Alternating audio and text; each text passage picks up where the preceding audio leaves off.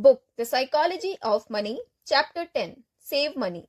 The only factor you can control generates one of the only things that matters. How wonderful. Let me convince you to save money. It won't take long, but it's an odd task, isn't it? Do people need to be convinced to save money? My observation is that yes, many do. Past a certain level of income, people fall into three groups: those who save, those who don't think they can save, and those who don't think they need to save. This is for the later two. The first idea, simple but easy to overlook, is that building wealth has little to do with your income or investment returns and lots to do with your savings rate. A quick story about the power of efficiency. In the 1970s, the world looked like it was running out of oil. The calculation wasn't hard. The global economy used a lot of oil. The global economy was growing and the amount of oil we could drill couldn't keep up. We didn't run out of oil, thank goodness. But that wasn't just because we found more oil or even got better at taking it out of the ground. The biggest reason we overcame the oil crisis is because we started building cars, factories, and homes that are more energy efficient than they used to be. The United States uses 60% less energy per dollar of GDP today than it did in 1950s. The average miles per gallon of all vehicles on the road has doubled since 1975. A 1989 Ford Taurus sedan averaged 18 miles per gallon. A 2019 Chevy Suburban averages 18.1 miles per gallon. The world grew its energy wealth not by increasing the energy it had, but by decreasing the energy it needed. US oil and gas production has increased 65% since 1975, while conservation and efficiency has more than doubled what we can do with the energy. So it's easy to see which has mattered more. The important thing here is that finding more energy is largely out of our control and shrouded in uncertainty because it relies on a slippery mix of having the right geology, geography, weather, and geopolitics. But becoming more efficient with the energy we use is largely in our control. The decision to buy a lighter car or ride a bike is up to you and has 100% chance of improving efficiency. The same is true with our money. Investment returns can make you rich, but whether an investing strategy will work and how long it will work for and whether markets will cooperate is always in doubt. Results are shrouded in uncertainty. Personal savings and frugality, finances, conservation, and efficiency are parts of the money equation that are more in your control and have a 100% chance of being as effective in the future as they are today. If you view building wealth as something that will require more money or big investment returns, you may become as pessimistic as the energy doomers were in the 1970s. The path forward looks hard and out of your control. If you view it as powered by your own frugality and efficiency, the destiny is clearer. Wealth is just the accumulation leftovers after you spend what you take in. And since you can build wealth without a high income but have no chance of building wealth without a high savings rate, it's clear which one matters more. More importantly, the value of wealth is relative to what you need. Say you and I have the same net worth and say you are a better investor than me, I can earn 8% annual returns and you can earn 12% annual returns.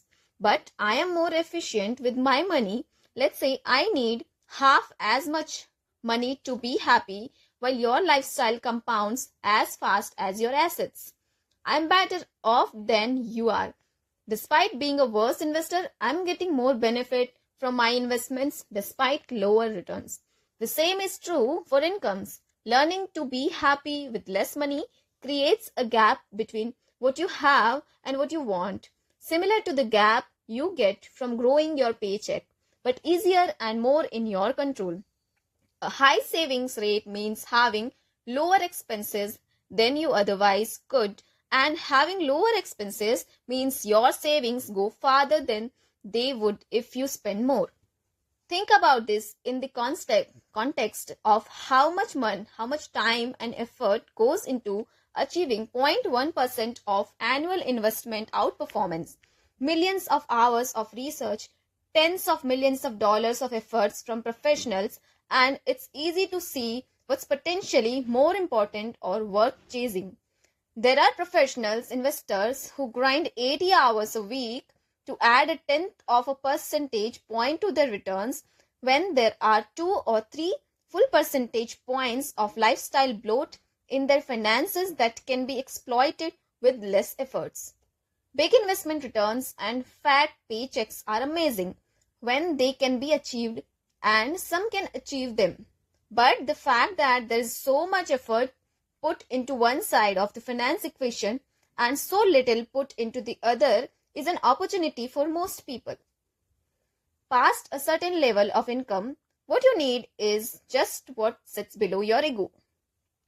Everyone needs the basics.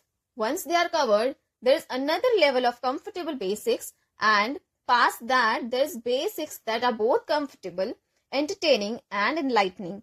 But spending beyond a pretty low level of materialism is mostly a reflection of ego approaching income, a way to spend money to show people that you have or had money. Think of it like this, and one of the most powerful ways to increase your savings isn't to raise your income, it's to raise humility. When you define savings as the gap between your ego and your income, you realize why many people with decent incomes save so little. It's a daily struggle against instincts to extend your peacock feathers to their outermost limits and keep up with others doing the same. People with enduring personal finance success, not necessarily those with high incomes, tend to have propensity to not give a damn what others think about them. So people's ability to save is more in their control than they might think.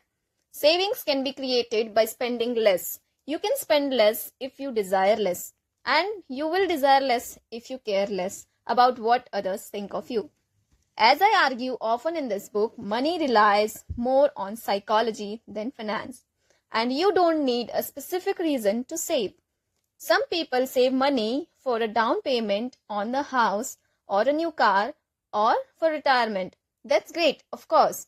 But saving doesn't require a goal of purchasing something specific. You can save just for saving's sake. And indeed, you should. Everyone should. Only saving for a specific goal makes sense in a predictable world. But ours isn't. Saving is a hedge against life's inevitable ability to surprise the hell out of you at the worst possible moment. Another benefit of saving that isn't attached to a spending goal is what we discussed in chapter 7. Gaining control over your time. Everyone knows the tangible stuff money buys. The intangible stuff is harder to wrap your head around, so it tends to go unnoticed. But the intangible benefits of money can be far more valuable and capable of increasing your happiness than the tangible things that are obvious targets of our savings. Savings without a spending goal gives you options and flexibility. The ability to wait and the opportunity to pounce. It gives you time to think. It lets you change course on your own terms. Every bit of savings is like taking a point in the future that would have been owned by someone else and giving it back to yourself. That flexibility and control over your time is an unseen return on wealth. What is the return on cash in the bank that gives you the option of changing careers or retiring early or freedom from worry? I would say it's incalculable.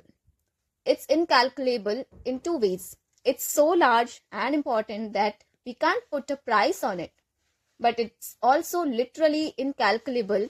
We can't measure it like we can measure interest rates. And what we can't measure, we tend to overlook. When you don't have control over your time, you are forced to accept whatever bad luck is thrown your way. But if you have flexibility, you have the time to wait for no brainer. opportunities to fall in your lap. This is a hidden return on your savings. Savings in the bank that earns 0% interest might actually generate an extraordinary return if they give you the flexibility to take a job with a lower salary but more purpose, or wait for investment opportunities that come when those without flexibility turn desperate. And that hidden return is becoming more important. The world uses the world used to be hyper local. Just over 100 years ago, 75% of Americans had neither telephones nor regular mail service. According to historian Robert Jordan, that made competition hyperlocal. A worker with just average intelligence might be the best in their town and they got treated like the best because they didn't have to compete with the smarter worker in another town. That's now changed. A hyper-connected world means the talent pool you compete in has grown from hundreds or thousands spanning your town to millions and billions spanning the globe. This is especially true for jobs that rely on working with your head versus your muscle. Teaching, marketing, analysis, consulting, accounting, programming, journalism, and even medicine increasingly compete in global talent pools. More fields will fall into this category as digitization erases global boundaries, as software eats the world, as venture capitalist Mark Andreessen puts it. A question you should ask as the range of your competition expands is, how do I stand out? I am smart is increasingly a bad answer to that question because there are a lot of people in the world, almost 600 people ace at SATs each year. Another 7,000 come within a handful of points. In a winner-take-all and globalized world, these kinds of people are increasingly your direct competitors. Intelligence is not a reliable advantage in a world that's become as connected as ours has, but flexibility is. In a world where intelligence is hyper-competitive and many previous technical skills have become automated, competitive advantage tilt towards nuanced and soft skills like communication, empathy, and perhaps more of all, flexibility. If you have flexibility, you can wait for good opportunities both in your career and for your investments. You will have a better chance of being able to learn a new skill when it is necessary.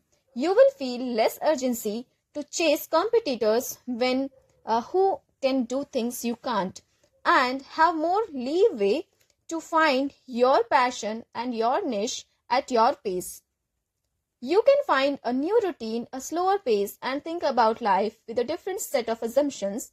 The ability to do those things when most others can't is one of the few things that will set you apart in a world where intelligence is no longer a sustainable advantage. Having more control over your time and options is becoming one of the most valuable currencies in the world. That's why more people can and more people should save money. You know what else they should do. Stop trying to be so rational. Let me tell you why in the next chapter.